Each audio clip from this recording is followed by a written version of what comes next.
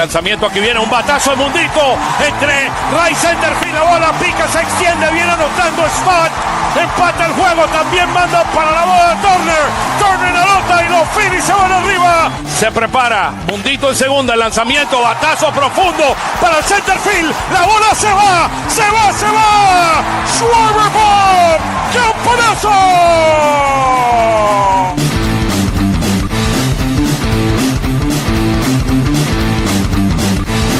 Aquí viene el lanzamiento, swing y lo ponchó.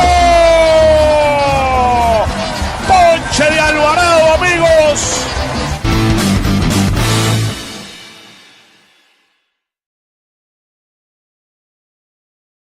Hello.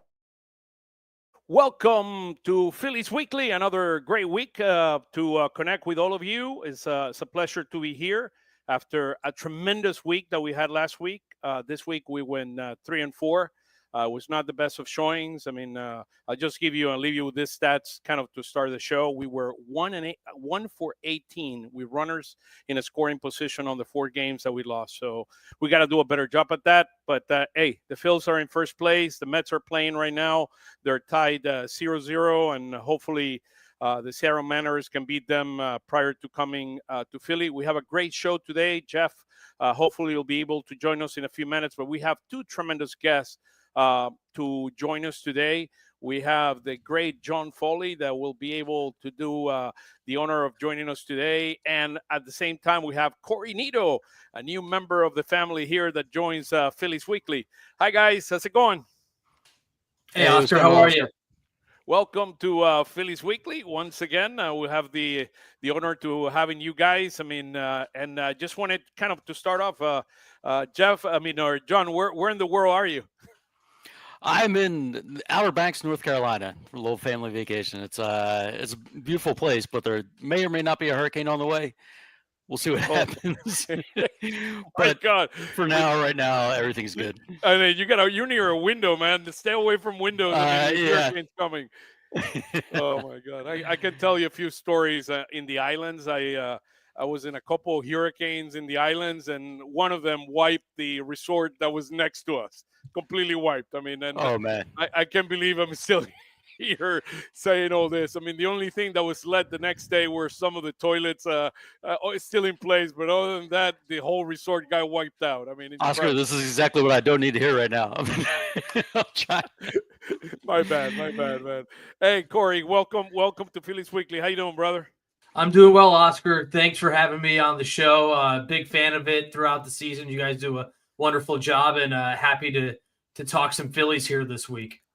Yeah, well, this week was not the most fun week for all of us. I mean, but despite that, the Mets have been playing horrible, so that definitely helps them. The Mets are 2-8 in the last 10 games, while the Phils are now 6-4, 71-53. Look, it's been an up-down season. I consider kind of our biggest struggle is our offense. I mean, there's a lot of inconsistency. One days, I mean, 1 for 18 in those 4 games where we lost this week, and we went 3-4 for the week, and those 4 losses, I mean, they were horrible. I mean, when you start looking, we couldn't hit whatsoever. I mean, nobody in the lineup. I mean, we saw in the series in Texas where we spoke last week that the bottom of the order, I mean, really came through, and we saw that. This week, nobody could hit, and that is a problem. Yeah, absolutely. I mean, that number you gave out, 1 out of 18 with runners in scoring position. This is an issue we've seen with this team for the last few years from time to time, most notably in the postseason. They just have to do better. And you can look at that number 2 ways. You can look at it one way and say, these guys just can't hit with runners in scoring position, but we have seen them do it at times in the past. The other way you can look at it is maybe they were a little unlucky. Maybe the hits that just didn't come at the right time. I think that's charitable. I think these guys need to do better, but we'll see what happens. What do you think, Cory? Yeah, I mean, it's definitely frustrating. And obviously teams go through those stretches. You hope that doesn't happen more times than not. I thought what was pretty encouraging was that 8th inning rally they had in their first win of the road trip, where they were able to score 4 runs in that 8th inning, and it started off with a hit, and then Weston Wilson came up with a big double, and it just kind of avalanched from there. So the team definitely has the ability to do it. I think fans and the Phillies probably would like to do it a little bit more consistently, but yeah, 1 for 18, that's a pretty gaudy number on the negative side of things, and you hope they're able to turn it around and just kind of flush it moving forward. Yeah, I mean it's unfortunate, but it is what it is. Look, guess who just joined us? Take a look at this. There it is. There it is. The man, the one and only, the legend. I'm all smiles. I wasn't about 10 minutes ago. Yeah, I mean, both Jeff and I had triple duty this week. I mean, with the NFL kicking off with preseason games, as well as watching everything that had to do with the Phils. I left the game early yesterday to make sure that I could watch the entire Phillies game. So look, an interesting week, 3 and 4. Look, we're still battling. The Mets just went up 1-0. They're in the bottom of the 2nd inning. Alonso just scored, but again, just going over the week. I mean, and looking at some of the stats here. Here's where the wild card race is. It's a very interesting wild card race. I mean, particularly with the Mets struggling. The Reds are 1 game behind them. I mean, just 2 games on the loss column, which is something that you need to pay attention to moving forward. But look, if the Mets continue slipping, I mean, the Padres are hot, and even though they lost 3 games against the Dodgers, I mean, great job by the Dodgers swapping those 3 games. But I mean, the Padres prior to those 3 games, I mean, they were absolutely red hot. And they're 6 and 4 in the last 10 games, just to show how hot they were, even though they were swept by the Dodgers. And a good thing for the Dodgers. Now they're 2 games ahead in the West. But I'm telling you, the Reds, to me, that is a very, very dangerous team. And they just beat. I mean, today they beat in extra innings. I think they beat the Milwaukee Brewers, which is a team. I mean, they took off. I mean, they won 14 games in a row. I mean, amazing. They lost today, but this is the hottest team in baseball. Yeah, when it comes to the Brewers, I'm just hoping that they're peaking early. When a team's doing that, when they're winning 14 in a row, you just kind of have to hope that they calm down. The Mets and Reds, I do think the Reds might catch the Mets, which would be kind of hilarious. Or the Reds Phillies might catch the Mets, right? The Reds might catch the Mets, right? Which would be hilarious for those of us rooting for the Phillies. So they're pretty much going to win the division by default. But what I really look at is, can they get in the top 2 and get a bye? I know a lot of folks say, well, you get the bye, you're rusty, teams are losing. I'll still take it, because you avoid a best of 3 crapshoot. I don't care who you're playing in a best of 3. It's there's a lot of luck involved. You want that bye. Who wants to face the Padres right now, or who wants to face a very powerful Cubs team that we know they've been not playing up to par over the last few weeks, and Milwaukee basically has taken over? But I do not want to face any of those 2 teams right now. No, absolutely not. Yeah, so I do agree with that. Go ahead. Yeah, the Brewers, I mean, I don't think anybody had expected this just a couple weeks ago, a month ago. I mean, they just play a really unselfish style brand of baseball, and they're doing it without their young phenom in Jackson Chourio, who's been dealing with a hamstring injury. So that kind of makes it all more the impressive of what Milwaukee's doing. And Oscar, you mentioned, I mean, the Reds, they were feisty. I was telling some people going into that series, don't take the Reds, for what they're worth. I mean, they are a pretty good ball club right now, and they're only 1 game back of the Mets in the wild card. So this is a Cincinnati team who's starting to believe. They made a couple of moves at the deadline, and they played the Phillies pretty darn tough. Yep. Yeah, I'm scared of the Reds just because of the lefties they can put out against the Phillies, and then you got Hunter Green when he's available. Look, the Phillies were basically an inning away from getting swept in Cincinnati this week, so I was a little concerned of that. I'm glad they were able to get one, but I know you guys talked about before I got on, but I mean, what did you guys think overall of the road trip? 6 and 4. I mean, I think 10 days ago we would have taken that, right? Probably. I think there's 3 and 4, right? 3 and 4. Well, 6-4. Well, 6-4 on the road trip. Oh 3-4 yeah, this the week. entire road trip. Got you. We swept Texas, so I mean that was pretty meaningful. I mean, last Sunday we were jumping on our seats. I mean, celebrating in celebration mode. I mean, right now we're like, okay, what's going on here? Yeah. Well, I think part of it, right, is Zach Wheeler. That's the elephant in the room. You know, it's hard to even talk about it from a baseball perspective because this is a scary thing with the blood clots. This is, you know, it could be a life situation, not just a baseball situation. So it's hard to talk about it from that perspective. But I do think part of like the shadow over this team, it's not just, you know, sort of a mediocre week. It's also, that's your guy, that's your number one. And, you know, you still have some good pitchers on the staff, but without Zach Wheeler, I think, you know, morale drops. Yeah, this weekend was really depressing when you're hearing the Zach Wheeler news in real time and you're like, oh God, I hope he's all right. Like, you know, it's like you said, John, that's something that, you know, you're not even thinking baseball at that point. You're thinking about his life.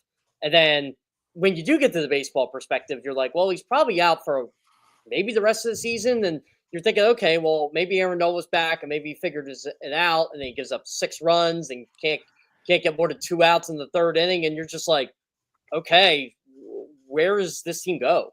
You know, all of a sudden you look like you were invincible last week, and now you're at the point where there's a really good chance you're going to get the worst version of Aaron Nola you could possibly see in the playoffs and not have Zach Wheeler. You're basically your 2 invincible horses are gone essentially. Yeah, I think the starting pitching rotation, which was such an anchor for this team for the first half and a little bit beyond, is now all of a sudden in question. And as you, John and Jeff mentioned, I mean, first things first, you hope that Zach's okay. And it is seriously a really concerning thing that he's going through with the blood clot. But yeah, I mean, I think this Phillies team, they're going to take the win today. I think it was a much needed win. I think it would have been nice if they were able to kind of pummel the Nationals. They look like they were en route to doing so, up 6-0 early. But you deal with the Wheeler news and then the Duran possible injury. They caught a big break there where it seemed like it might have just been a bruised foot. But all things considered, 6-4 road trip. I know they kind of faltered at the end, but they typically say, hey, you win 500 or go 500 on the road, take care of business at home, and you're going to be in a pretty good position. And they did that on the road, but now it's the bigger question is what's the starting rotation going to look like? And it could be a little dicey moving forward if Wheeler's not available come October.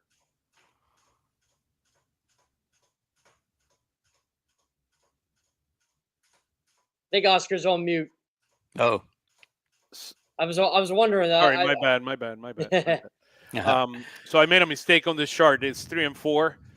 We scored 4 runs this week. How many runs we scored during the 7 games? But here's the issue: pitching. I mean, pitching was not really good this week. We allowed 5.17 runs, and this team is so. I mean, one of the things that you see about the Phils, they're so streaky. I mean, we win 4-1 the first game against Cincinnati, Then we lose 6-1. We lose 8-0, and then we lose 3-2.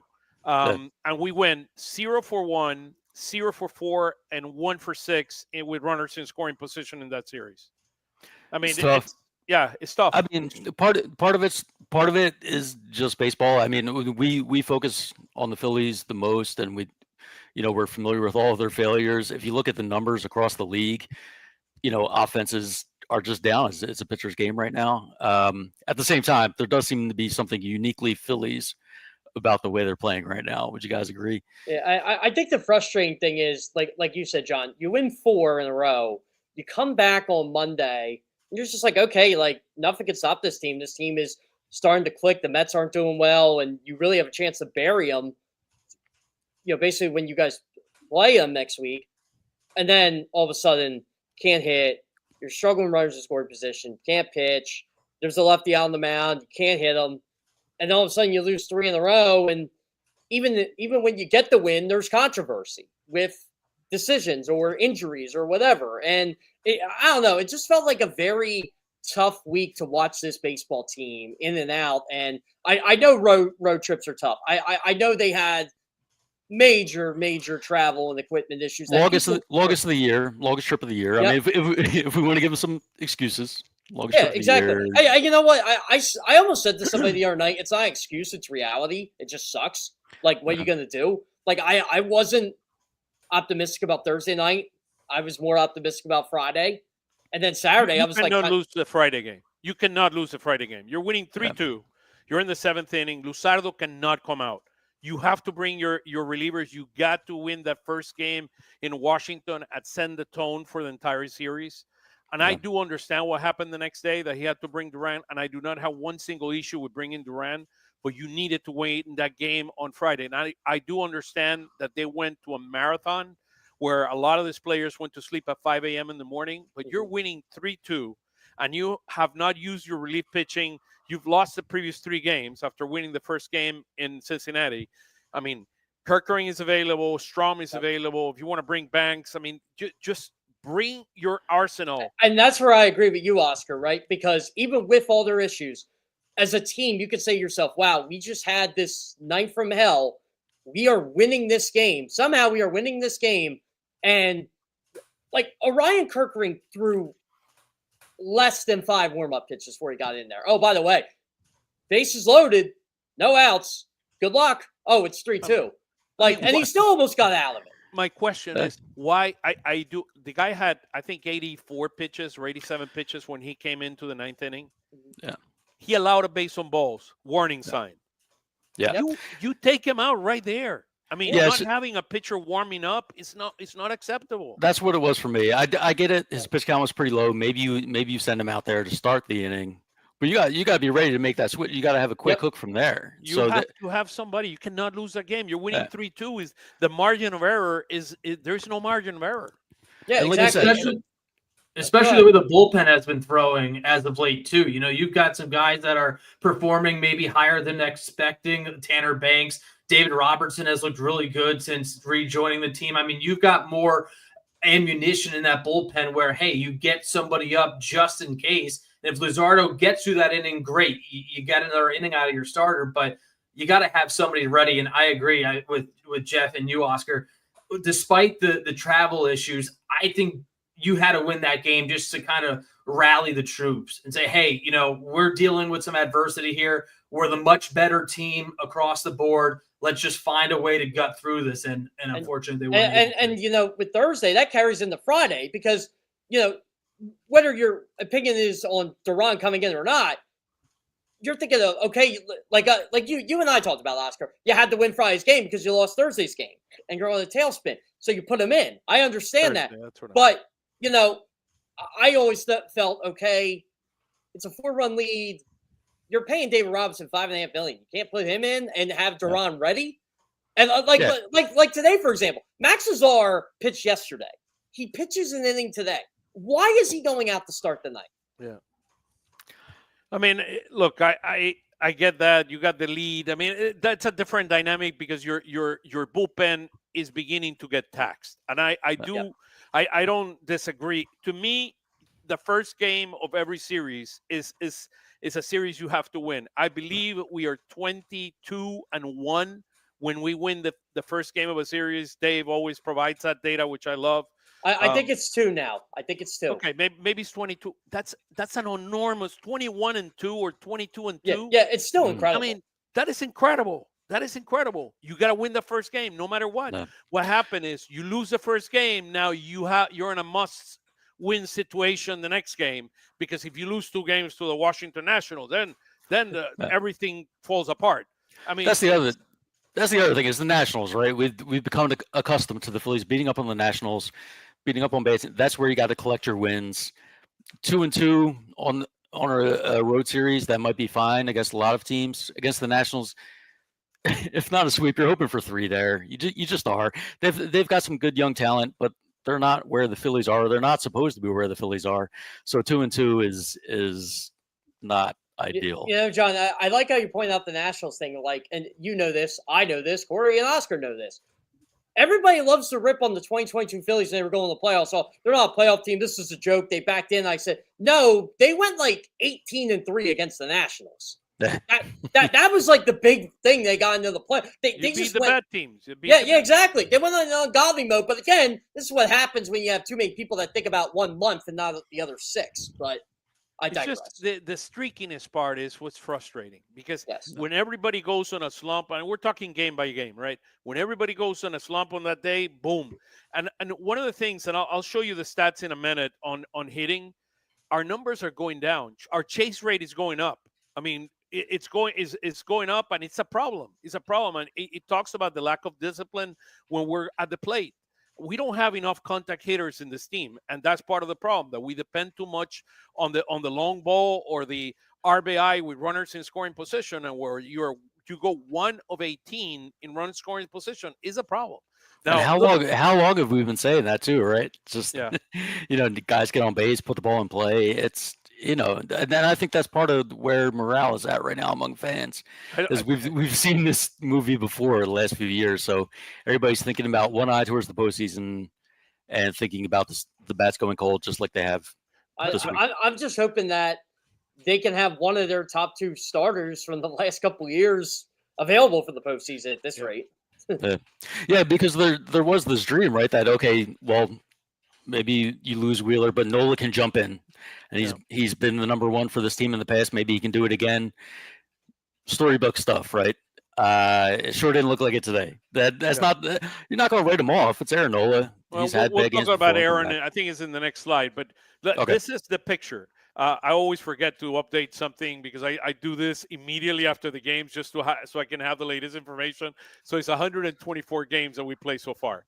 So don't ask me where the 13 games went in, but it's 124. Hey, you know what? We forgive you. Now, I give you this news, okay? This is important. We have 38 games to go. If we're going to get hot, we better get hot now.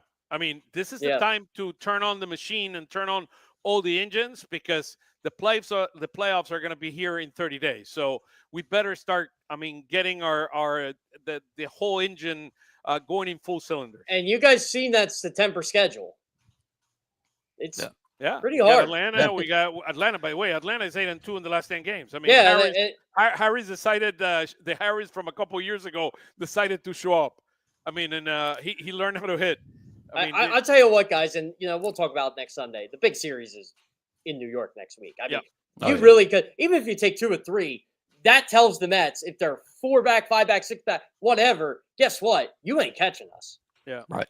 We're 10-6 in the month. Again, very streaky, right? We swept the Rangers, a huge surprise, and then we lose 2 out of 3 to the Reds, and we split with the Washington Nationals that are coming this weekend to Citizens Bank Park. So it's so hard to get a read on this. I will tell you that anybody who tells you they know what this team's going to do, that they're going to just, they have the potential. They do have the potential. Right. The they potential is there. There's no doubt about it. Like Oscar said, you want the team to get hot now and turn on the machine. And John mentioned the word crapshoot. And I think a lot of general managers and teams view the new MLB postseason format over the last couple of years just like that. It's a crapshoot. Just get in and see if your team gets hot. But when this Phillies team is hot and clicking, there's not many teams better than the Philadelphia Phillies from top to bottom. And I know that changes a little bit if you don't have Zach Wheeler and Aaron Nola is struggling. Even Ranger Suarez has trying to get over his second half struggles. But when that machine is on, as you mentioned, Oscar, they're going to be really tough to beat. You just hope that switch comes on sooner than later. And that's the key with this team too, right? You get an early lead like you did today, and you feel really good about this team if your starter can go 5-6 innings, because 6-0, yeah, exactly. And then you have the bullpen, right? It's crazy. By the way, I agree with Phillies Eagles survey. It didn't matter like how they did it. They did it. They got a win. They got the momentum from this trip. Now all of a sudden you play a good team in Seattle.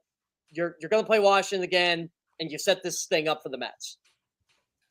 Yeah, here we go. I hate to hear about modern old baseball. Why during the game day a pitcher like Nola, he allows 6 runs and nobody goes sees him in the mound. Except until they take him out. That's a valid point.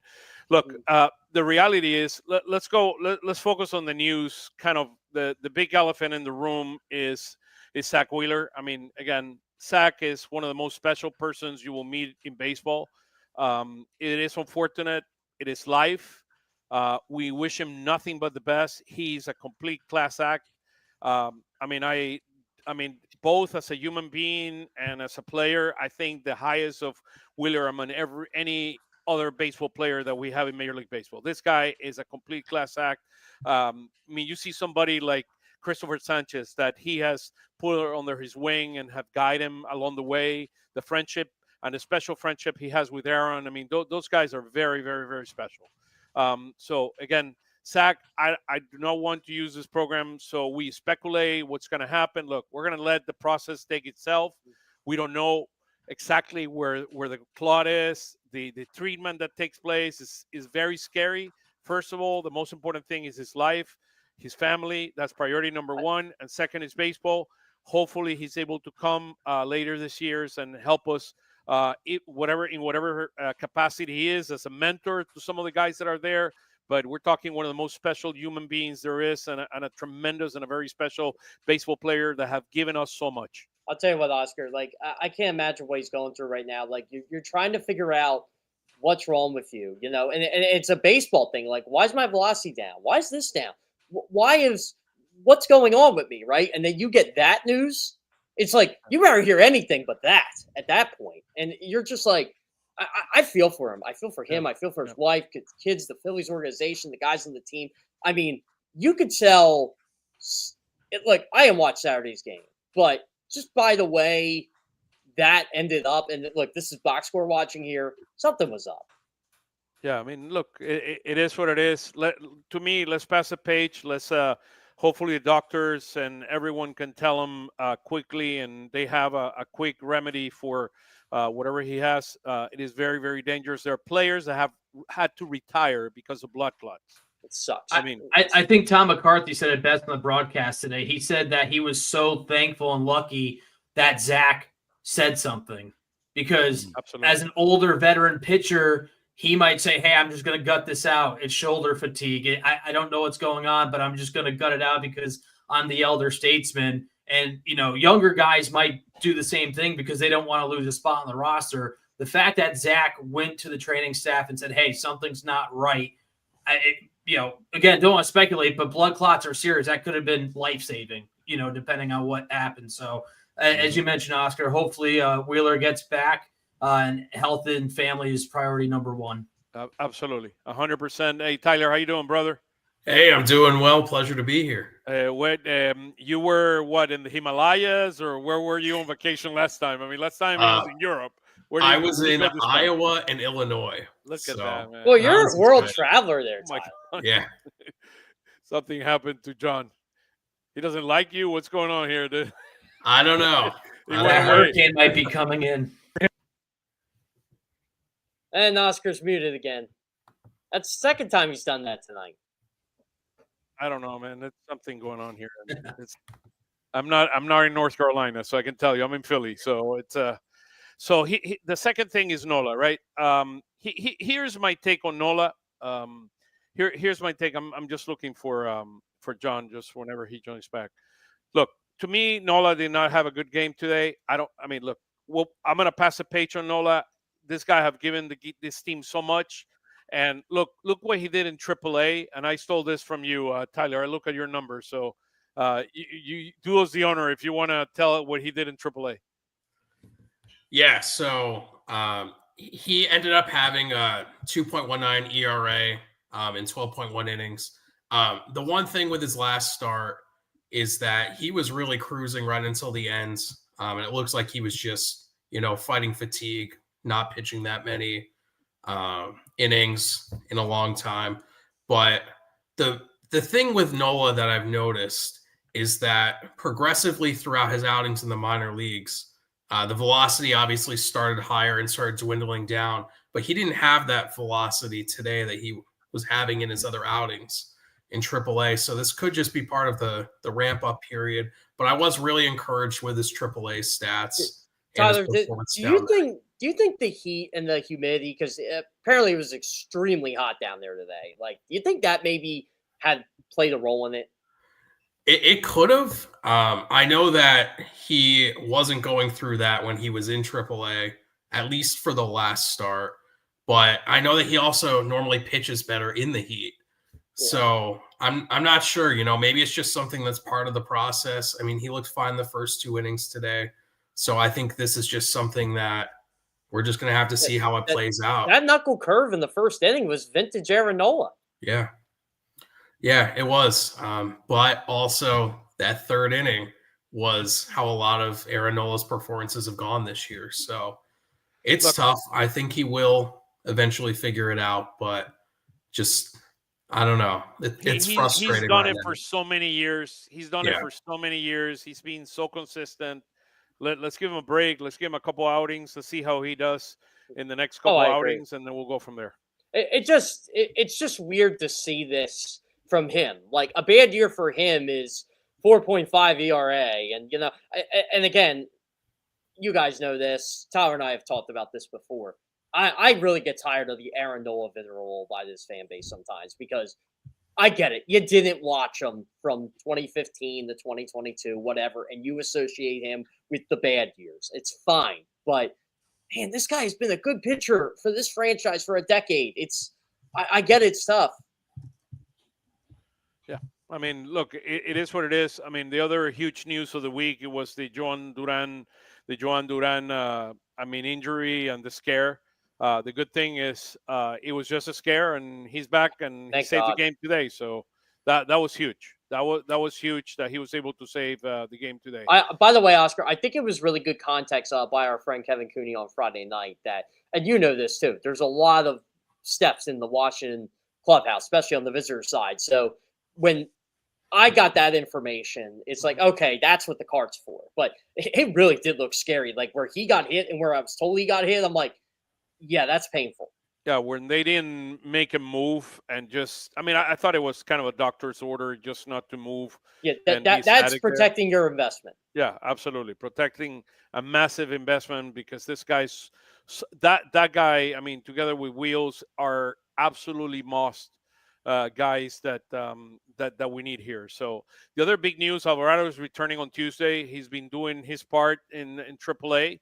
So hopefully he will be able to have the Alvarado. To me, the combination of Alvarado and Duran, that thing is going to be unhittable. Yeah, that's gonna be a nasty combo. And Alvarado threw another scoreless inning today, allowed a hit with Lehigh Valley.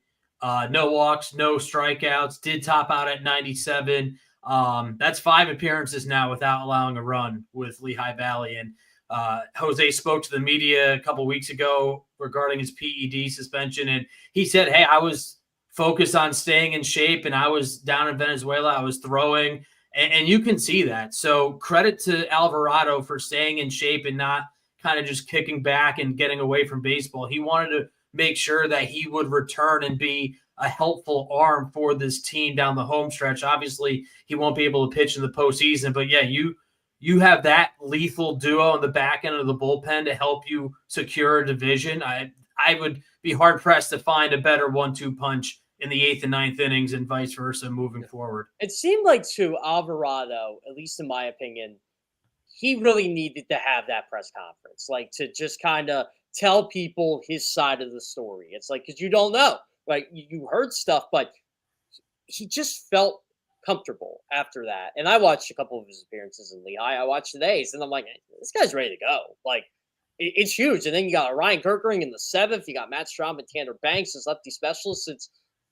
Man, the Phillies really did avoid this whole thing with Johan Duran, because it's going to be a fun couple weeks here. Yeah, the passion this guy will bring to the game, that he brings to the game, and the excitement and where he's capable of doing. I mean, as you said, joining that staff. I mean, we'll talk about Romano, but Kerkering, I mean, and where he's been able to do this year. Look, I was shocked looking at that 55-2 when we saw that series in Texas, that this team is 55-2 after leading in the 7th inning. So that is incredible. I mean, that is incredible stat. So look, great news. Alec Bohm, he came in with the vengeance today. I mean, the guy hit a home run. In his 9th home run of the season. I mean, 2 for 4 with 2 runs scored, 3 RBIs. His 9th home run of the season, and hopefully we get the best version of Alec Bohm for the remaining of the season. And yeah, I think Castellanos was amazing today. I mean, this guy was 1 for 29, guys. 1 for 29. And that's what you expect out of him sometimes, right? 0.34 batting average. And you know how much he loves being. Yeah. You know how much he loves being in that lineup. So hopefully, with these 2 recent off days that he's personally had, he uses as fire and motivation to try to get back into the lineup every day. And that's the thing. I know we all rip Rob Thompson, and a lot of people do for a lot of stuff. I think him sitting Nick Castellanos was a really good decision, and you saw the result today. And I love what Rob said the other day. But have you seen Nick Castellanos when he gets hot? That's a great answer, by the way. That is a great answer. Yeah. And look, we saw that version of Castellanos today. I mean, he hit his 24th double and he's 16 home run of the season. Look, this guy's a capable hitter. Remember what he did last year in the postseason. I mean, he was our best hitter in the postseason. So hopefully we'll get that version of Castellanos. And look, Oscar, same with 2023. Before the last 2 games of the NLCS, I mean, look what he did in the NLDS 2 years ago. It's when he's hot, he can carry this team.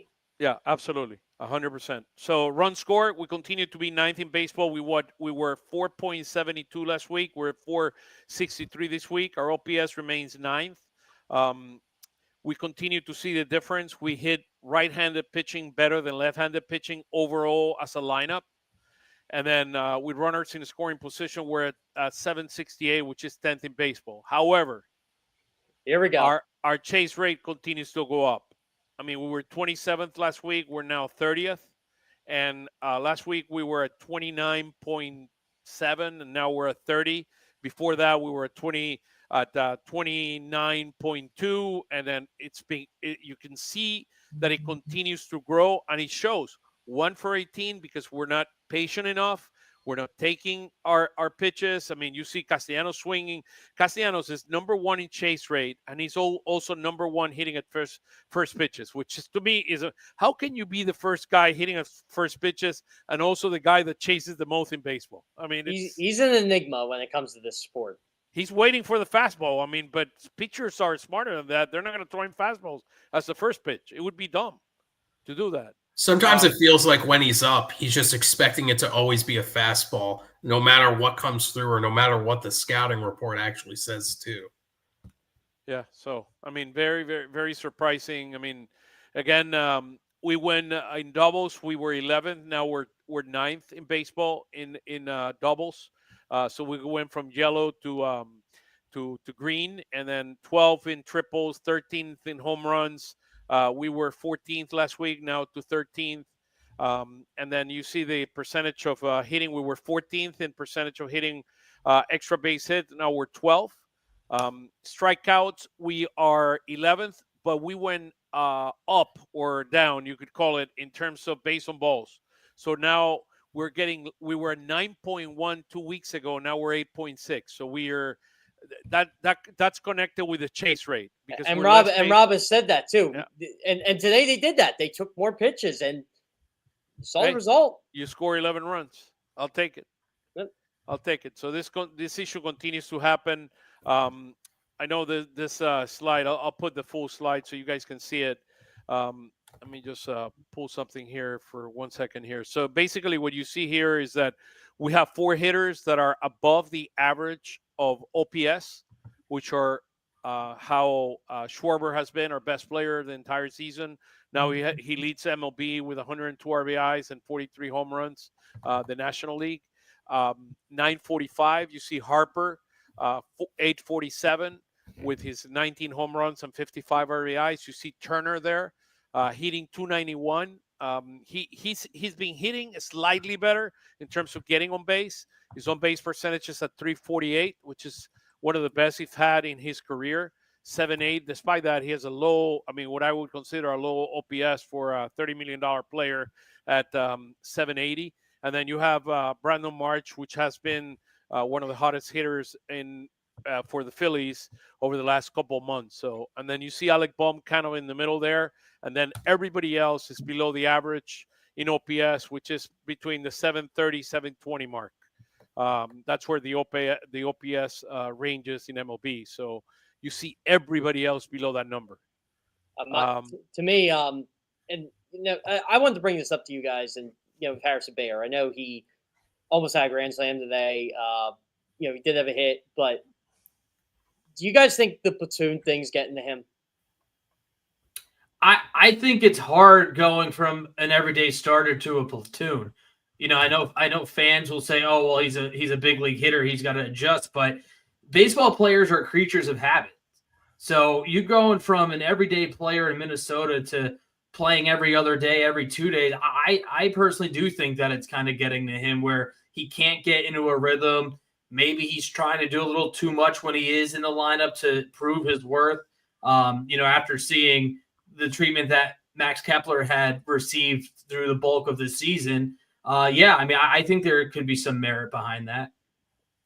Yeah, I would agree. And, it's interesting when he first came up, they told him that he was going to be platooning for the first 6 days.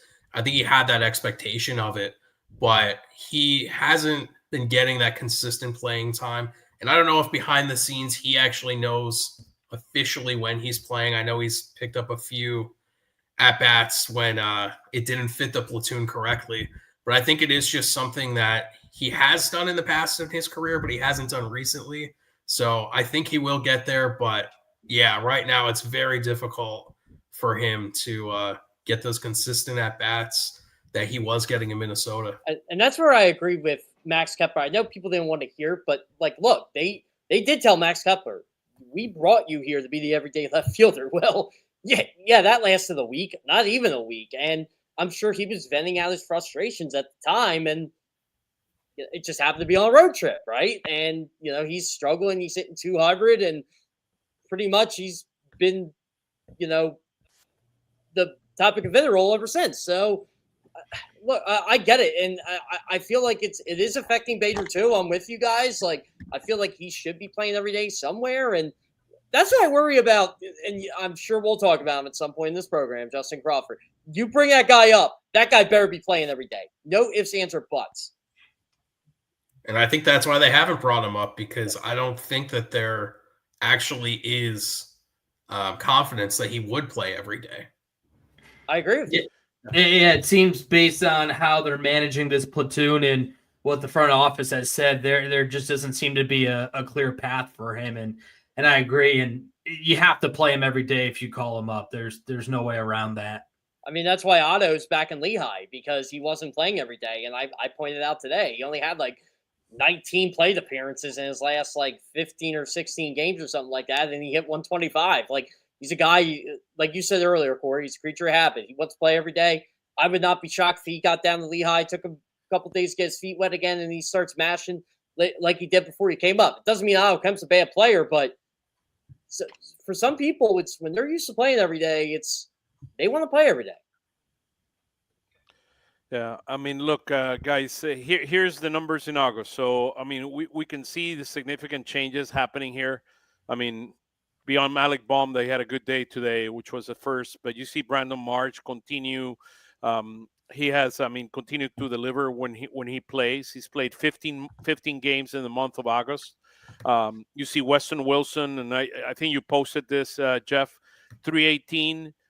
With an 893 OPS. Excellent job by him.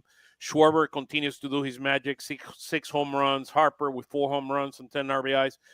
Even though he has not been playing as well, Harper has been very inconsistent in terms of games. One game he does a great job, the next game he doesn't do as well. So that's something that we need to continue to monitor. But then you see Realmuto, right? I mean, Realmuto started really, really good. I mean, you saw how he ended up last month, but he has 1 RBI in the last 13 days. So it's, despite hitting 283, he's not producing enough runs the way we need him to produce runs. And then you see the rest, kind of the lineup with Bader, Kemp, which is now in the minor leagues, Nick Castellanos that just got back, and then Marchand, which plays more of a backup role. So, but by the way, Oscar, how about when Nick Castellanos hit his double today? He's only had 1 double since the All-Star break before today. Yep. That's crazy. He had only 1 extra base hit. That's his game. Yeah. Look, to me, I'll take my hat off to him. I mean, look, this is not an easy game, and he did what he needed to do. So that is good news. Let's go to our pitching. Looking at our pitching, kind of where we are. from a stat standpoint, and then you see some of the numbers there. Our pitching continues to be lights out. We're the fourth team that have won the most games with 71.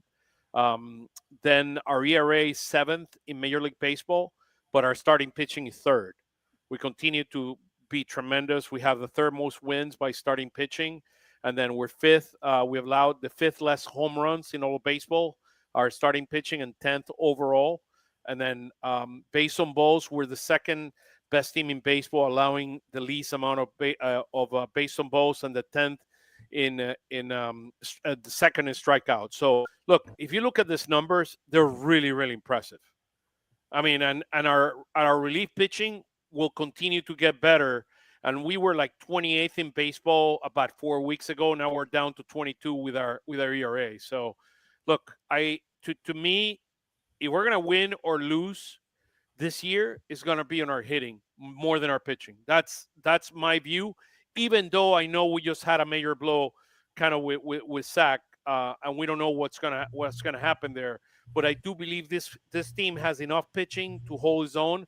And particularly, let's take our hat off to Taijuan Walker, because Taijuan Walker has done an unbelievable job. Nobody expected this. When they told me in the beginning of the year, Taijuan Walker, I would close my eyes in a lot of the podcasts. I mean, look, my hat off goes to that guy. He's done a tremendous job and has gutted it out. And you saw, I mean, his last two starts, he's been really good. Yeah, and you know what, Oscar? He's been through a tough year and a half, too. Like, I can't imagine what he was going through 2 years ago. And this is before I started covering them full time. Just, you won 15 games in the regular season. You do your job. You're serviceable. You have a low 4 ERA.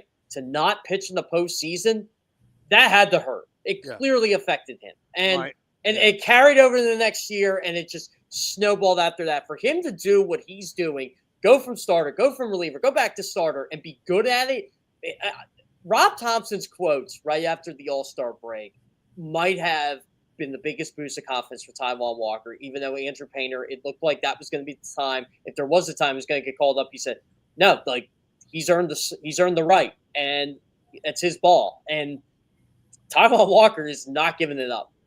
Yeah, absolutely. I asked Rob Thompson last homestand after Taijuan's start. I said, what is so impressive about his mental toughness because of everything he's gone through? And Thompson, with just an authoritative calmness, said he's tough as nails. And he said he's super proud of Walker for the way he's been able to battle.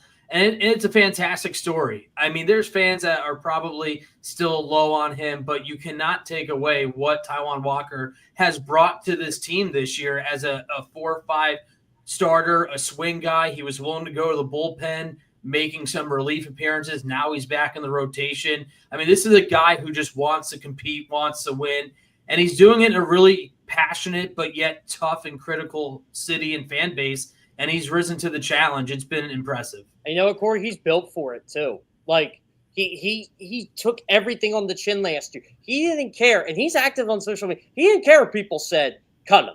Like, that doesn't bother him. It's like go ahead. Sorry, I didn't mean to cut you off. He got booed during the opening weekend ceremonies and then went and threw 6 scoreless innings. I know it was against the Rockies, but he was one of the only players that you could hear audible boos from the fans, and he just brushed it off and turned in a quality start. So you're spot on there. So when you look at these impressive numbers, and then you turn, by the way, the reason that our, sorry, my bad, I'm going back. The reason that our relief pitching is 29th is because they throw one of the least amount of innings out of any team in baseball. That's why they are 29th in strikeouts. I mean, our relief pitching. When you look at these numbers here, I mean, you look at the numbers before, you look at this. This is how impressive this is. Everybody that is in green is below the average in MLB in ERA. Even Taijuan Walker at 334, Ranger Suarez at 328, Matt Strom at 310, Tanner Banks at 3, Zach Wheeler 271, Jose Alvarado 270, Kerr 251, Christopher Sanchez 248, and then Duran has not allowed a run with the Phillies uniform. Neither has David Robertson and Weston Wilson, of course. we buried the lead because everybody was arguing about where Duran should have been in the game Friday night or not. what a performance by David Robertson to come in there and have runners on second and third with no outs and get out of that. That is why you pay that guy $5.5 million. And good on the Phillies too. Hold on, top of the fourth in Williamstown. Williamsport. Williamsport. It's 3-1 Mets. By the way, guys, have any of you ever been to the Little League World Series? I was there broadcasting 2 years ago. I need to go. I need to go in the worst way. It's really, really special. That is. It's very cool. But by the way, Ranger Suarez I believe he threw a no-hit, no run there, or something, which is fascinating. So let's. So anybody was going to say something else? Yeah, I was going to mention David Robertson. I saw him when I was covering Lehigh Valley when he was making his appearances, and a lot of people were saying, "Oh, it's AAA pitching. It's AAA pitching." He's been fantastic for the Phillies. So kudos to the organization to go out, do their homework, believe that he's got something left in the tank. And he's been fantastic in 3 appearances. Now, yes, it's a small sample size, but as Jeff mentioned, coming into that tough spot during this road trip, he seems hungry and he wants to win one more title. And that's the tangibles that you can't really quantify by looking at a box score or by looking at Baseball Reference. It's a guy that's just hungry. He's been there before, and 40 years old, he's doing a pretty darn good job right now. Yeah, and the other thing with Robertson too, in postseason, relief pitching wins games. The other thing with Robertson too is the past couple of years that there's been a noticeable downtick in his stuff going into August, September because of the grind of the whole season, and now we're essentially getting him fresh. And those first couple games that he played for Lehigh Valley, I think he had 2 separate appearances where he gave up 3 earned runs. I mean, he was in spring training mode at that point, facing guys who have been playing the whole season. So he's been fantastic so far. Of course, he's going to give up runs eventually, but we just gave up money for him. Just don't throw fastballs. That's my only advice. Don't throw fastballs. It's pretty good advice. I mean, by the way, there's one more big roster move coming here. Who is getting sent down for Alvarado? Go ahead, guys. I don't know. I don't know what they're going to do. I mean, I thought Joe Ross was the odd man out before the Wheeler injury. Jeff and we were talking about it the other day. I didn't see the value that Joe Ross had on this team if they were going to move Walker to the bullpen again. But now with Wheeler, you kind of have to keep Joe Ross in mop-up duty or in games where they're in a blowout because you need somebody to eat those innings that isn't your A-plus guy. So right now, I'm not sure. I'd have to go through and see if anybody has options left. But Tyler, what do you think? A tough decision. Yeah, I think Lazar's just going to go down and then probably just come back up when he's eligible. I believe that's what I'm thinking. September 3rd. But yeah, I mean, I'm not the biggest Joe Ross guy, but ever since he came back and did his rehab appearances with Lehigh Valley, I mean, he's been fine. So you want to preserve the depth there. And Jordan Romano, I mean, he just has some terrible outings, but he has good outings in between. And I still think that they'll just preserve the depth and then just bring Lazar up when he's eligible again and, sort it all out before the postseason. That's what Tyler, sucks about wake me up. Wake me up when that happens. No, just kidding. No, that's what sucks about the Grand Slam Wednesday night, right? Because, Tyler and I are big Jordan Romano. We like Jordan Romano. He's a nice guy. He's a really, really nice guy. And, he's turned the corner. And then he has an outing like he has Wednesday in the game they probably weren't going to win anyway. But that's the memory everybody has, the 7.19 ERA. It's the inconsistency, right? That is the part that is because you do see some games that say, wow, this guy was a closer. I mean, I can see the stuff, but there are others where it's not. But look, my bigger question was the day before we knew the Wheeler situation, then they would have had to make a decision between Banks and Romano. And Lazar would have gone down 100%, that he would have gone down, and then he's coming back up in September, like Tyler said. So now that Wheeler it's going to be on the IL, then you have the luxury of keeping, and particularly, I mean, Ross gives you innings, and that is something you're going to need moving forward, particularly not to stress your starting pitching. So I think it's the best of all worlds. It's a smart thing to do. Is Lazard down, and then you're keeping Romano and Rozon. And he's got the option, like Tyler said, and he can come back up in September when you make the call ups, and probably Otto Kemp's going to be the other guy. That's who I would assume. Yeah. Here are the numbers. Go ahead. The last thing I was going to say with Lazard too is that maybe they can use that as an opportunity in AAA to give him multiple innings, because I looked at all of his stats this season. He's had 6 outings between AAA and the majors where he's pitched a second inning. And in 4 of those 6 appearances, he gave up runs in the second inning.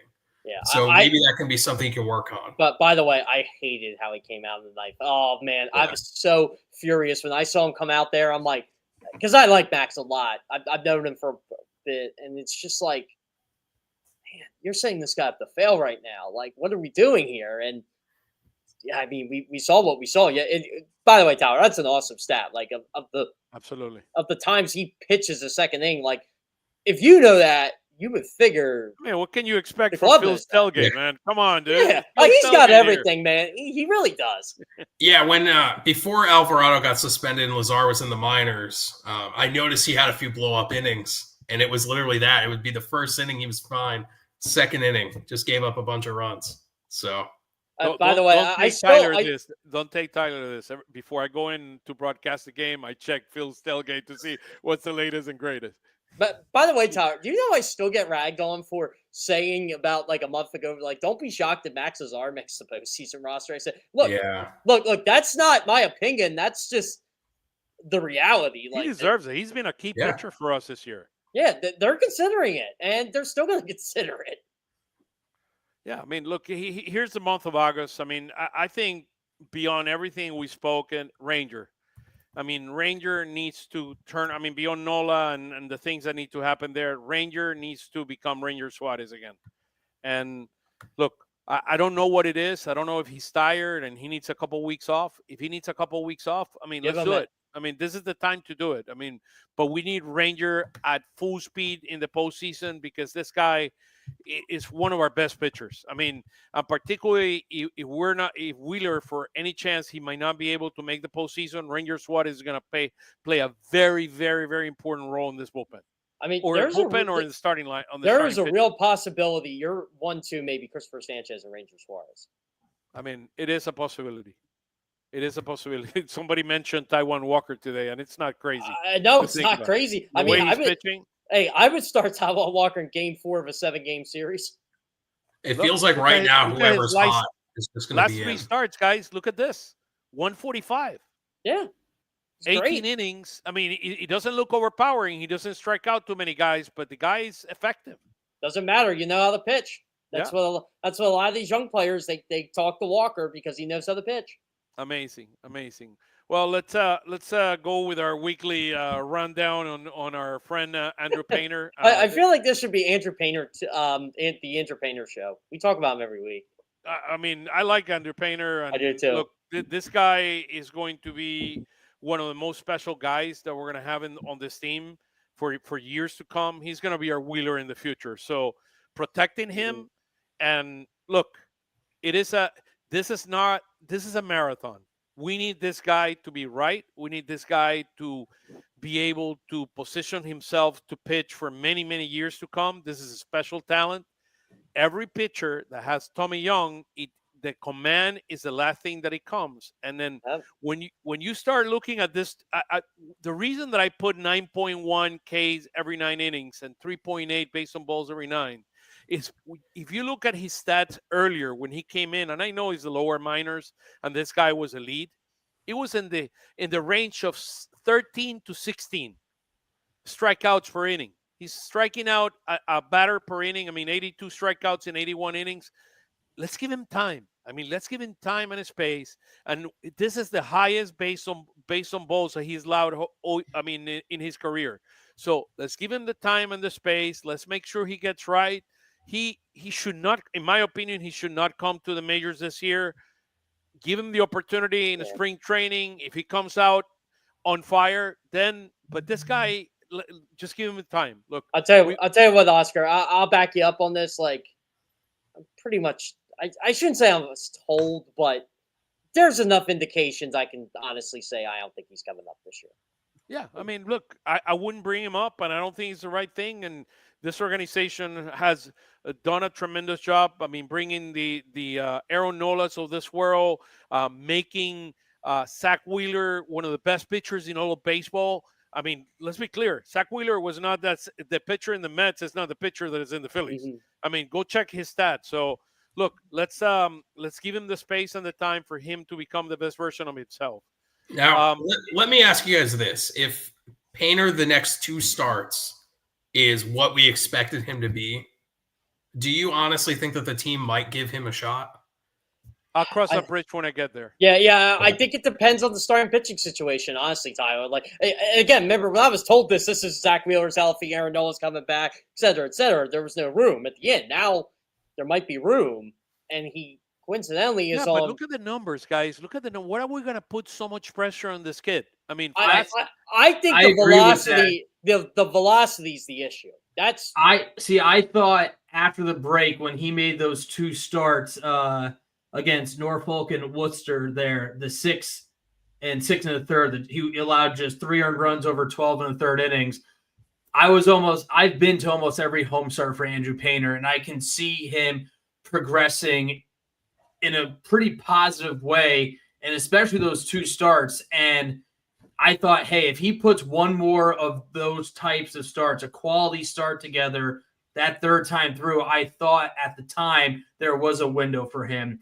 But I'm in agreement here with Oscar. I don't think you bring him up unless like 2 other starting pitchers, God forbid, go down, and you're forced story, to right? do That's it. a different story. Right. Exactly. That's why you cross the bridge when you get there. But yeah, Corey, I remember you and I were talking about a couple of weeks ago, like he might be 1 start away from the majors.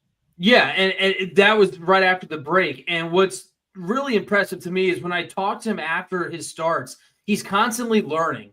He's constantly picking up, hey, yeah, I've noticed that my fastball has been getting jumped on here in AAA, so I went to the curveball more in this start and played my fastball off of that. He's realizing that 2-strike pitches, 0-2, 1-2 pitches, they can't be near the zone because the hitters, even at AAA, are still good enough to do damage to them. So he's still learning. The command, as Oscar mentioned, is going to be the last to come back from Tommy John.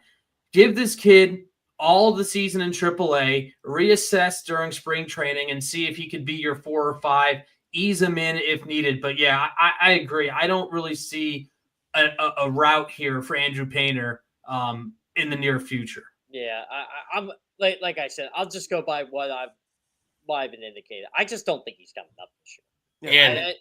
And I agree that I think that is the route that they should take. Keep him in AAA.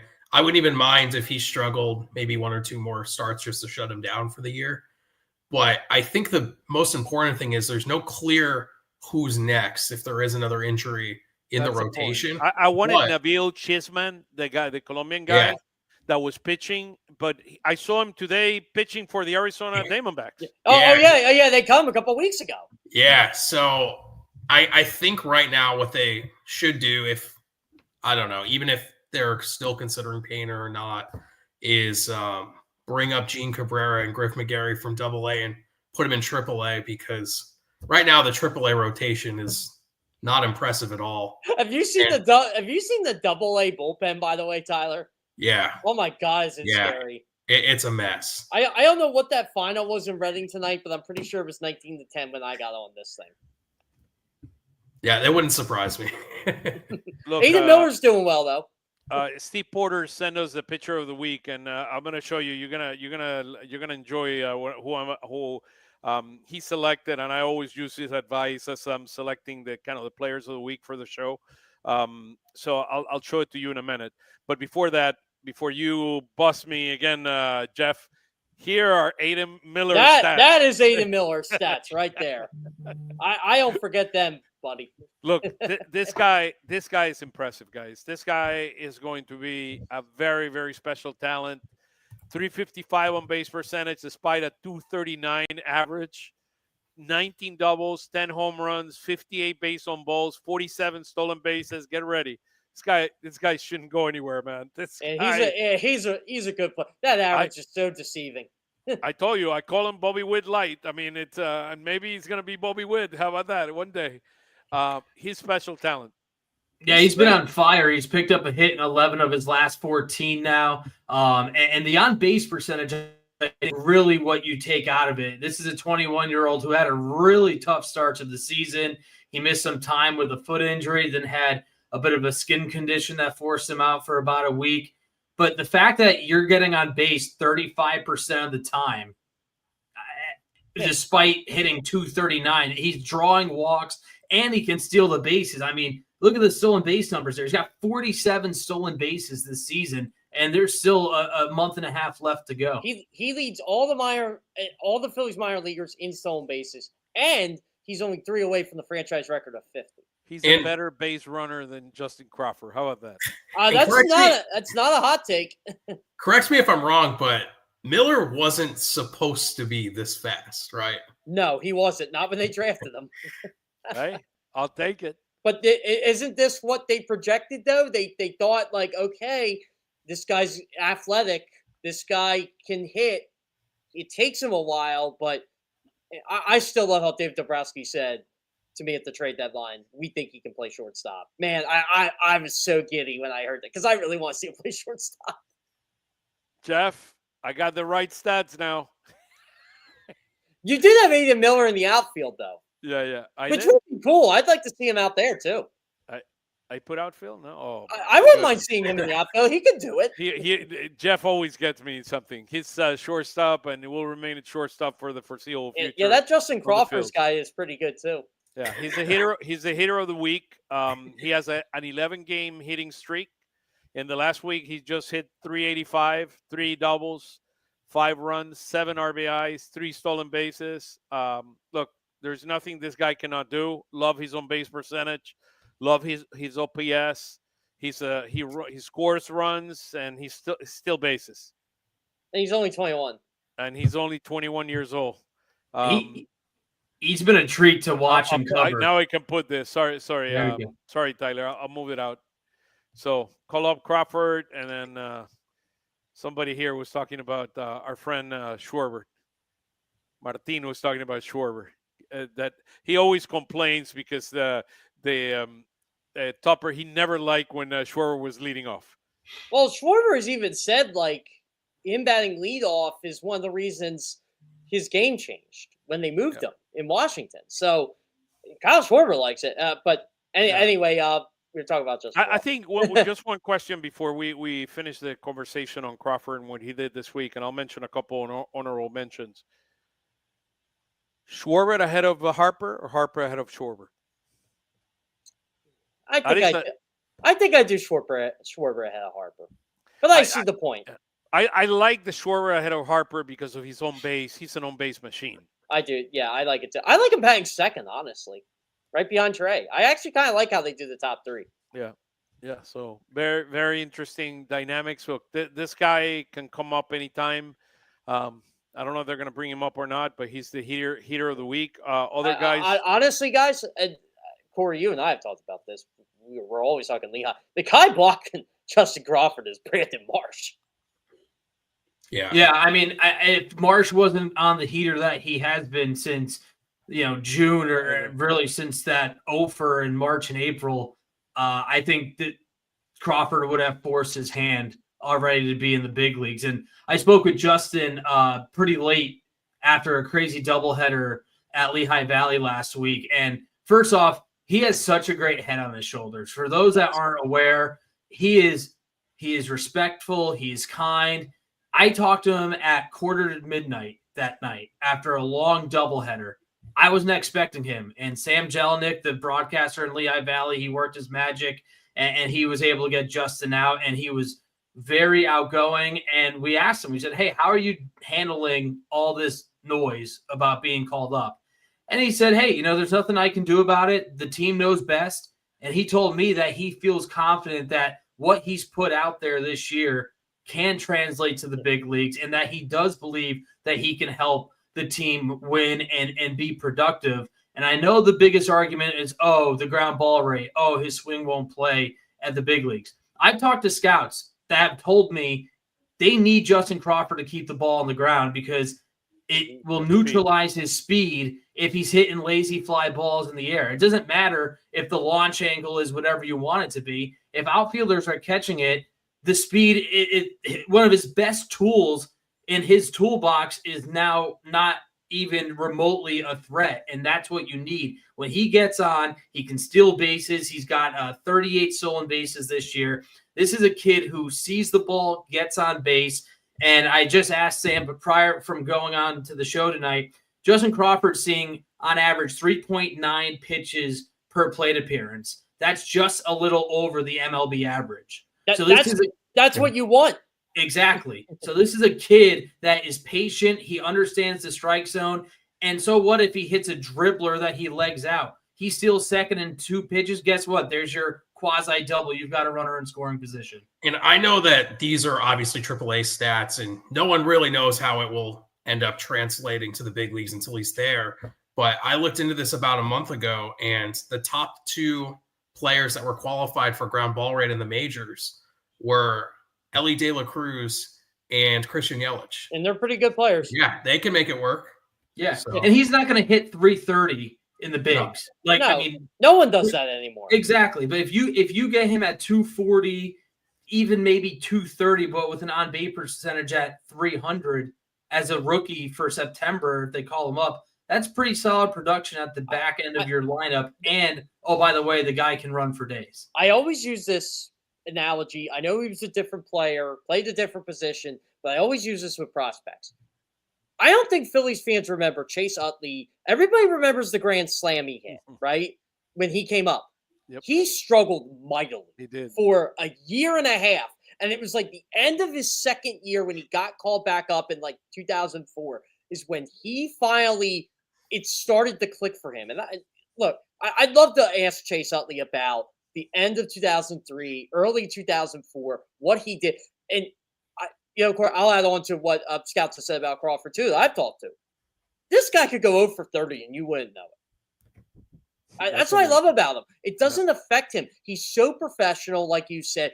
If he knows who you are, how you doing, how you been, it's like he's just one of those guys. He's grown on the game. I mean, he grew. Yeah. I mean, with his dad. I mean, watching this game, and this is his life. And he's got a cousin who's a pretty good shortstop in the majors. Look, the challenge with him is the following: if you bring him up, you got to play him every day. You're probably going to play him in left field, and you're going to play almost every day Bader in center. And where do you put March? And as you said, Cory, rightly so. March got on a heater. He's one of the hottest hitters that we have right now, and you cannot do that. So yeah, I'm not taking Brandon Marsh off this team against right-handed pitching. I'm not either. It feels like at this point it's going to have to take a major injury to someone in the outfield for him to even. Which I hope doesn't happen. Correct. So what you're going to have most probably is going to be left field is going to be a platoon between March and Wilson for now, and then you're going to have in right field potentially a platoon between Kepler and Castellanos. Oh, by the way, how do you take Weston Wilson out against lefties right now? You don't. And you can't. The guy's hot. Max Kepler is hitting the ball a lot better than people realize. He's gotten some very nice hits for us over the last few days. Yeah. I'll tell you what, I wrote a story a month ago, and I had enough to back it up that Max Kepler probably he knows his days are numbered here, and he did. I don't think they're as numbered anymore. Yeah, no, they're not. Honorable mention in terms of hitters of the week. Steve sent me this. Arun Escobar is doing his magic now in Jersey Shore. Yeah, hit 450. He has a 7-game hitting streak, hitting 444, a home run, and 5 RBIs. And they didn't trade him. This kid is 20 years old. This guy is very, very special. So yeah, I'm telling you guys, they won at the deadline. They got Johan Duran. And they kept Justin Crawford, Aiden Miller, Andrew Painter, and Arun Escobar. Arun Escobar is going to be, if he remains in this organization, he's going to be a future second baseman. I was scared they were going to lose Escobar and Taillon because there was enough legs. And when they lost one, I'm like, okay, just don't lose the other. And they didn't. The other guys are Felix Reyes that continue to hit. He's a hitting machine. Huh? He's mashing it in Reading. Yeah, I'm actually surprised that he didn't get the call up to Lehigh Valley. But you know what? Is there room for him? I guess you make room. I mean, there's a lot of fringe guys out there that don't have to. Well, Cal Stevenson got released, so maybe he does get called up. And the other guy is Caleb Rickett. That the Oh, catcher. he was a top prospect at one point. 444, 2 home runs, 6 RBIs for the week. So he's been stuck in Double-A for a while, but here's our pitcher of the week, Mr. Griff McGarry. This guy, I mean, his numbers are, incredible. I mean, look at what this guy, not for the year, in Double-A, he had 12 games started, 1-3, 344. That's not bad. It impressed me that his whip is only at 115. His issue has always been based on balls in 49 innings based on balls, but look at the strikeouts. 68. Sorry, my bad. That's the last slide. 68 strikeouts in 49 innings. I mean, this guy can bring it, man. You know what? I've been wanting to talk to him all year. He's not a top 30 prospect anymore. He's off the charts. Does anyone know what his injury was that kept him out the last time around? I don't think it was ever reported. I don't think it was either. I'll have to ask around, Tyler. That's a good observation by you. It was funny you mentioned that because I had reached out to do an interview with Griff, and he got injured the night prior. So they're like, oh, he's going on the IL. Probably not the best time, and he ended up missing a month. So, but yeah, he's been fantastic. But you mentioned he kind of got booted out of that top 30 on MLB Pipeline. A handful of draft picks from this year's class already in the top 30. Gage Wood is inside the top 5 there, which is pretty impressive. But yeah, McGarry's been phenomenal over the last few starts. Any update on Wood? I haven't seen anything on him. He's been down Florida, right? Yep. He's been pitching bullpens. Yeah. Okay. Yeah, he's not coming. Yeah, no. I know a lot of people were excited about that. Oh, like, guys, that ain't happening. It was more of the at the moment I thought, but yeah, no, I love the it's pick. not going to happen. He probably won't even pitch in a game this year. Yeah, they've got him. They've got him 4th on MLB Pipeline, and again, all these prospect lists are very subjective. But they've got Painter, Miller, Crawford, Wood, Escobar, the top 5 now, and Kate Obermueller. That lefty that they got, he comes in at 7. So there's some scouts and some experts that are pretty high on him as well. Yeah, I've talked to a couple scouts on Obi Miller. They said, dude, he's a crafty lefty. Yeah, and they said he's going to be a quick riser too. Now, going back to McGarry here, he is a minor league free agent at the end of the year if he's not added to the 40-man roster. So I think that's another reason why I really want him up in AAA to see how that translates. Yeah, he's got to exercise his demons. Look at what this guy has done. I mean, so this week he had 6 innings, 2 hits, no runs, 1 base on balls, and 12 strikeouts. And then he retired last 15 batters in order. And the last 2 games, 11 innings, 23 strikeout, 1 base on ball. I mean, these are very impressive numbers. You know what's crazy about Griff McGarry? What Orion Kirkering is now, we thought Griff McGarry was going to be like 3 years ago. I mean, look, the guy has he has talent in that arm. The question always is control. I mean, his command. I mean, I remember one starting. What was it in AAA? AAA. How many base on balls straight? Oh, he had like 9 in like 3 innings. It's the craziest thing that I've ever seen. I mean, it was crazy. Honorable mentions to the guys in Clearwater that threw a no-hitter. And a no-hitter, and they won 2-0. Angel Lirenzo, he threw 4 innings. A.J. Wilson, Eric Ritchie, and Luke Davis caught the game. So kudos to them. And then the center fielder, Nate Humphrey, made a tremendous lone running catch to maintain the no-hitter. So thank you, Steve. That was on SportsCenter. Steve Porter. Thank you so much, man, for providing us all this great information, as always. Corey, you got that. To you. Corey, you got that pipeline list up. Where's Nori at? Where's Dante Nori at now? Nori's 6. All right. Yeah, he's coming along too. And what I think was interesting too, that Matthew Fisher, who really slid in the draft, he's 10th. There were they had a good their last 2 years. They had some good drafts. Yeah, they done. I mean, we got to take our hat off to Dombrowski. I mean, he really has turned around the minor league system. I'm telling you, I'll defend Dave Dombrowski as long as I'm doing this. Yep, absolutely. Well, that's like, guys. Phillies the road ahead. So we got 4 series: Seattle, again, Washington coming over here. Then we go to New York for 3 games in New York. look, if we don't win 2 out of 3 in New York, I mean, something is going to happen, dude. And then Atlanta comes home. So I guess this is the reverse of what happened over last week or so, that we had a 10-game road trip. Now we're going to be able to play 10 games at home and then 3 games at Citi Field, which is nearby. So that's a good thing. The Phillies are 7-3 or 6-4 in the last 10 games. I had to update this. 4.63 our ERA. We're 9th in baseball in run score. We're 7th in ERA in baseball. And then you see where Seattle, Washington, the Mets, and Atlanta is. So they're all kind of in the middle of the pack in terms of run score. Actually, Washington should be in red at 21.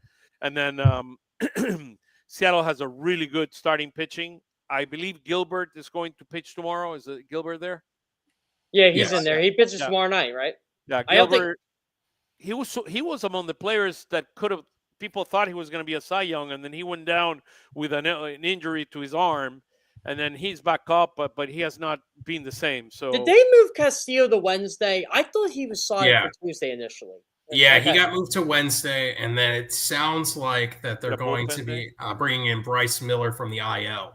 Okay, that makes sense. Okay, wow, those are 3 really. I mean, their starting pitching is comparable to the Phillies. I mean, these guys have great arms. I mean, Miller is a tremendous arm. He has not had a good season, but Luis Castillo, and Gilbert. Again, Gilbert. I mean, we better be patient and smart against this guy. This guy has some nasty pitches. I just love how the Phillies are just throwing the lefties at him. Like, here you go, guys. Like, telling you, it's gonna be fun.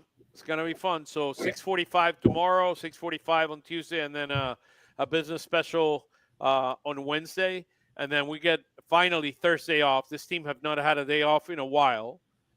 They never play on Thursday. I think they play. I don't think.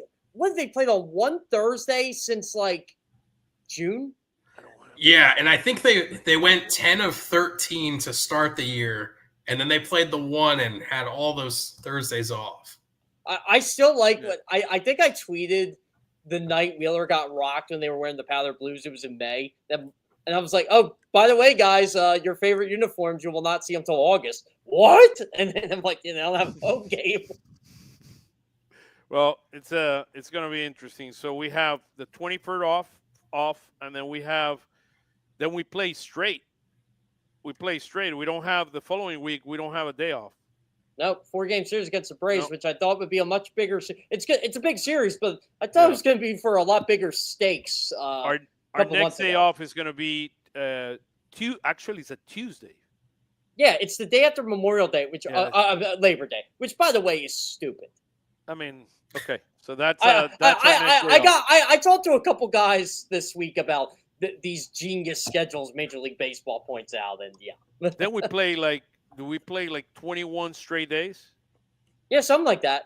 Yeah, after the second, the next day off is the 18th of September, and then we get the 22nd of September, and there's then only like 3 or 4 days off the rest of the season. Well, the 29th is just before the wildcard round start. Hopefully, we make it number 2. So look, it's gonna be interesting. Go ahead, Jeff. Oh, by the way, the postseason schedule came out this week. Oh, it did. Yeah, it did. It did, and I think if we make it to the divisional round, it conflicts with an Eagles game. It does. This is for Jeff and I that we got. Yeah. I don't know what I'm gonna do here, guys. Like I'm kind of torn. Who's ready for more talk about the shadows? Look, for me, from my standpoint, my priorities are clear. My priorities are, I mean, right now I'll do the first few games with the Eagles, and then when the postseason starts, I mean, 3,000,000% priority are the Phillies. So, well, I gotta figure out. Phillies. Are the Eagles home week 5? I have what week is that? I have the schedule here. Week 5 is the week after Tampa, so it's first week in October. We play. Denver. I think we play Denver that weekend. Okay, so we maybe play Denver at 1:00. Maybe the Eagles will play at 1 and the Phillies play at 8, and I'll be very happy. That's the beauty of it. The question is, where are they going to play? And then we play Thursday, the 9th, at the Giants at the MetLife. Yeah, That's a Thursday night, which is October 9th. That will be the tough one. That will be. So the 5th is going to conflict. The 9th is going to conflict. Then we don't play until the 19th of October, which we play the Vikings in Minnesota, and then the following week we play the That's Giants. a 1 o'clock game too, right? The next two, the week 7 against the Vikings and the week 8 against the Giants in Philly. Those games are 1 o'clock. So okay, so the Phillies would play at 9. Yeah, I mean, my issue is where they play, right? I mean, if they play at home or away. I mean, if they play away, I mean, last time that when the year we went to World Series, I had to do Ricky Ricardo that does the games in Spanish with me. He had a Yankees game, so I had to do the Cowboys Eagles game by myself. Yeah, I was gonna say that was the day you were talking to yourself the whole and then time. took at 6 a.m. a flight to San Diego because we were playing the following day in San Diego. We were playing on Monday to the start of the divisional series or the championship series. There's always a good thing when the Phillies go deep in the playoffs because that's when the Oscar Budejen feature stories start coming out. Oh God! Hey, if I remember correctly, you were featured in the World Series story. That's where your famous photo is. Oh yeah, sure. Hey, La Familia, brother, La Familia, La Familia. Hey, you know what? I'm gonna steal everybody's thunder. I'm gonna cheat and just be like, you know what, Oscar? I'm doing the feature story on Oscar Budejen this year. Yeah, sure. I quit. Tyler, anything that you're looking for over the next couple of weeks or this week with the Phils? Yeah, I'm just looking to see if we can finally get the offense consistent. You know, it just seems like the more they're patient, the better they are. So maybe try to get some strategy and get a consistent streak of getting the bats there, and also just seeing if one of these starting pitchers can step up, because you've seen success from Luzardo and Suarez, and you've also seen where they've been awful. So hopefully with this Wheeler injury, one of the two of them, or hopefully both of them, can start getting into a consistent streak where we're not worrying so much about the playoffs if in fact Wheeler isn't there. And honestly, I don't expect Wheeler to be there. So, yeah. Okay. Where can we follow you in social media? Yeah, just at Philstailgate, and I appreciate all the support. Yeah, he does a great job. So yeah, you're the man, Tyler. You're the man, Tyler. Thank you so much, man. Cory, always a pleasure, man. Thank you so much for joining us, Phillies Weekly. I mean, hopefully this is the first of many. Where can we follow you in social media? Yeah, my handle on X is right there at Cory Nidoh. I'll be in the press box Wednesday for the game. And, looking forward to providing more coverage for our team at Philly Sports Network and the Eagles as well. So, yeah, I'm pretty active on Twitter. That's the best to follow me there. Yeah, you and a friend of the show and panelist Kyle Fisher. Hey, Jeff, the only question that I have for you is a football question. Yes. So close the show. What do you thought of that new acquisition that Howie made? That was interesting. The John Mechie trade. Yeah, I was kind of surprised. You know what? I got a funny story about that. I didn't tell anybody this yet, but I had to do potential guys who might get cut around the league, and I had both Harrison Bryant and John Mechie on there. Oh, look at that. That's so I feel like kind of vindicated right now that this happened. This kid had leukemia, and he battled leukemia, survived. He's a warrior. I mean, everything that I hear is that he's a warrior. He's a good friend of Devonta Smith, too. Yeah, I remember seeing him with Smitty in Alabama, and this guy, I mean, look, let's see what's going to happen. I want my man Cooper in that 56 roster, dude. You know what? It's going to be a little harder, but again, we'll see between him and Nia Smith. But I'll tell you this: I don't like how everybody's saying they're going to trade Jahan Dotson. I haven't gotten any indication of that. Yeah, no, I don't. You know what? People don't realize this. They're very deep at the top. A.J. Brown, Devonta Smith, Jahan Dotson. After that, there are a lot of question marks. Johnny Wilson made the roster, no doubt about that. But now you got Mechie there. You can develop him. He can learn the system. Yeah. They did this for the wide receiver depth. They don't have. I mean, they have those top two guys or top three, and then beyond that is there are guys that have never proven to be anything other than backups. Yeah, you don't want that situation you had in Tampa last year, and that's what they're avoiding.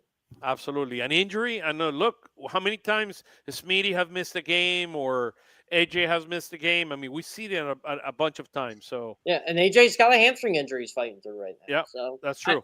I think a lot of people fail to realize that Dotson joined the team pretty late in the preseason, and it took him a while to learn the offense.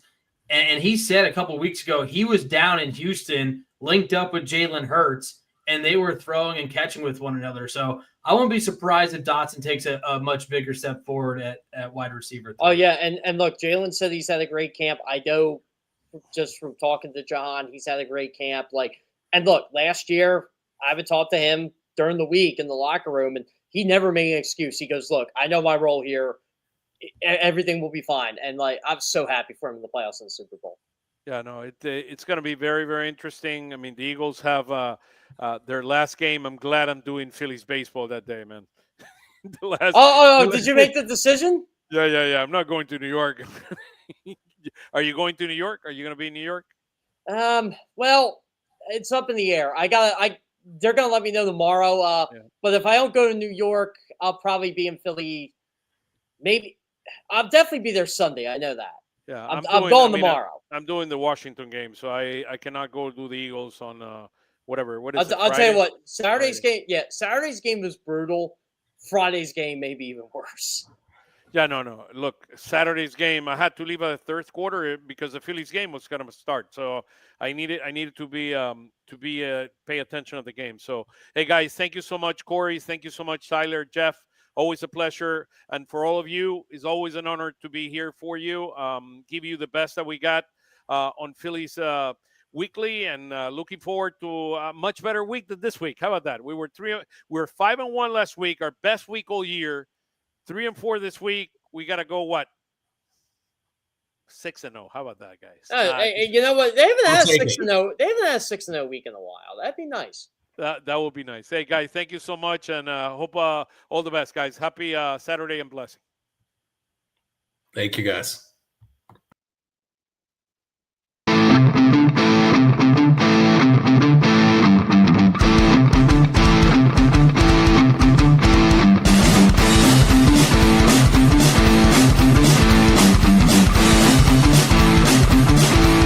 Lanzamiento, aquí viene un batazo de Mundito entre right center field, la bola pica, se extiende, viene anotando Stott, empata el juego, también manda para la bola Turner anota y los Phillies se van arriba. Se prepara Mundito en segunda, el lanzamiento, batazo profundo para el center field, la bola se va, Schwarber Bob, ¡campanazo!